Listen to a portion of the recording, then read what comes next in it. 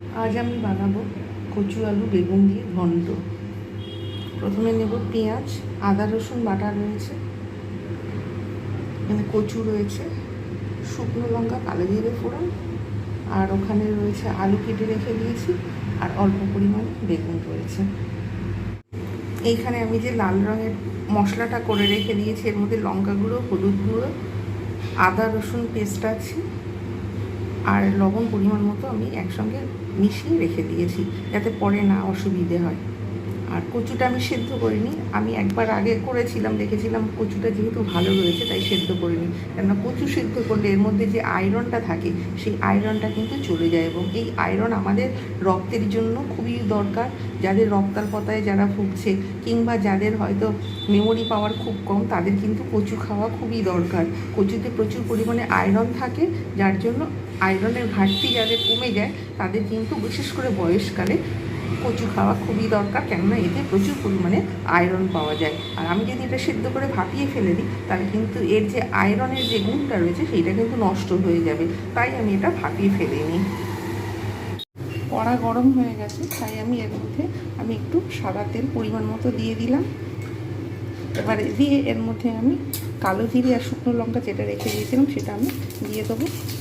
হালকাভাবে একটু নেড়ে নেব, নেড়ে নিয়ে এর মধ্যে এবারে একটু পেঁয়াজটা দিয়ে দেবো। আস্তে আস্তে লাল হয়ে আসলে তখন আমি এর মধ্যে একে একে সমস্ত কচু একটু আগে দিয়ে তারপর সব কিছু ভেজে নেব। লাল হয়ে গেছে, তাই এবারে আমি এর মধ্যে কচুটা দিয়ে দেবো। কচুটা একটু ভাজা ভাজা হয়ে আসছে, তারপরে আমি দেবো আবার আলু, একটা একটা করে দেবো। এর মধ্যে যে একটা তিল ভাব থাকে সেটা কিন্তু অনেকটা কমে যাবে কিছুটা ভাজার জন্য। আমি একটু ঢাকা দিয়ে দেবো। এটা হচ্ছে কচুটাই শুধু আমি এর মধ্যে দিয়েছি, এর মধ্যে এটা একটু হোক, একটু ঢাকা দিয়ে 2-3 মিনিট রাখবো যাতে কচুটা সুন্দরভাবে ভাজা হয়। এর মধ্যে একটা যে গন্ধ থাকে সেই গন্ধটা যাতে নষ্ট হয়ে যায়, তার জন্য 2-3 মিনিট হয়ে গেছে, যার জন্য আমি এবারে ঢাকনাটা খুলে দিলাম। ঢাকনাটা খুলে দিয়ে যে একটা বাজে গন্ধ থাকে সেই গন্ধটা কিন্তু নষ্ট হয়ে গেছে। এবারে আমি এর মধ্যে আলুগুলো দিয়ে দেবো। আলুগুলো আবার ফের দিয়ে কিছুক্ষণ নাড়তে থাকবো যাতে আলুর যে কাঁচা গন্ধ সেইটা চলে যায়, যে কোনো আনাজের কাঁচা গন্ধ যাতে চলে যায় তার জন্য কিছুটা পরিমাণে হালকা করে হলেও একটু ভেজে নিতে হয়, তার কিন্তু কাঁচা গন্ধগুলো যায় না। আবার একটু আমি যদি পারি তো ঢাকা দিয়ে দিলে ভালো হয়, তাই আমি এগুলো ঢাকা দিয়ে দেবো, কেননা এতে ভিটামিন সিটা কিন্তু থেকে যায় ঢাকা দিয়ে রান্না করলে।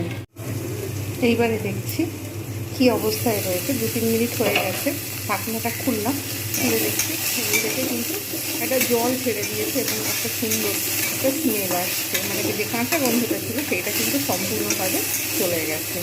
এবার আমি কিন্তু এর মধ্যে বেগুনটা আমি দিয়ে দেবো। বেগুনটা দিয়ে আমি আবার যে একটু ঢাকা দিয়ে রেখে দেবো যাতে কাঁচা গন্ধটা চলে যায় এবং নরম হয়ে যায়। এমনি নরম হয়ে যায়, নুন দিলে হয়, শুধু নুন আমি দেবো না, একেবারেই দিয়ে দেবো, কাঁচা গন্ধটা যাতে না থাকে তার জন্য আমি এটা কিন্তু এবার ঢেকে দেবো। আমি এটাকে আবার ঢেকে দিলাম, আবার 2-3 মিনিট পরে আবার খুলবো। এর মধ্যে আমি এবারে মশলাটা দিয়ে দিয়েছি, আদা রসুনের যে পেস্ট, লঙ্কা গুঁড়ো, হলুদ গুঁড়ো, লবণ যেগুলো ছিল আমি এটা দিয়ে দিলাম। এবার এর থেকে আরও একটু জল ছাড়বে, এটা আর একটুখানি নাড়বো। নেড়ে যখন দেখবো যে একটু আরেকটু জল ছেড়ে এসেছে তখন আমি কিন্তু এর মধ্যে ভালোভাবে শুকিয়ে নিয়ে তারপরে আমি কিন্তু জল ঢেলে দেবো, যতক্ষণ পর্যন্ত না এটা সেদ্ধ হয়। আবার একটুখানি পরে আবার খুলবো, এবারে আমি খুলে দেখবো কী অবস্থায় রয়েছে তরকারিটা।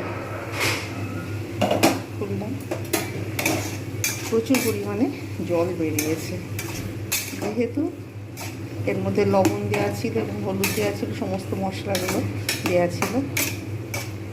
অনেকটাই সেদ্ধ হয়ে গেছে, একদম পুরো দমে বসিয়ে একদম লো ফ্লেমে আমি রান্না করছিলাম বলে একদম কমে গেছে। এবারে আমি সময় মতো করে আরেকটু জল দিয়ে দেবো। এবারে এর থেকে যে জলটা বেরিয়েছিল সেটা পুরো শুকিয়ে গেছে। এবারে আমি কিন্তু কিছুটা পরিমাণ জল দেব, যতক্ষণ পর্যন্ত না সেদ্ধ হয়, কিন্তু অল্প পরিমাণে দেব। যদি লাগে পরে আমি কিন্তু আরেকটু দিতে পারবো, কিন্তু একেবারে দিলে পরে একদম জল পাতলা হয়ে যাবে। অল্প পরিমাণে জল দিয়ে দিলাম। এবারে এইটা দিয়ে আমি ঢাকা দিয়ে দেবো। কিছুক্ষণ বাদে আমি এসে দেখবো এর কীরকম অবস্থা হয়েছে। এখন ঢাকা দিয়ে রেখে দিই, এটা এখন সিদ্ধ হতে থাকুক। এবারে দেখি খুলে কী অবস্থা। এই যে হয়ে গেছে, সম্পূর্ণভাবে সুন্দরভাবে হয়ে গেছে, একদম সব কিছু সিদ্ধ হয়েছে।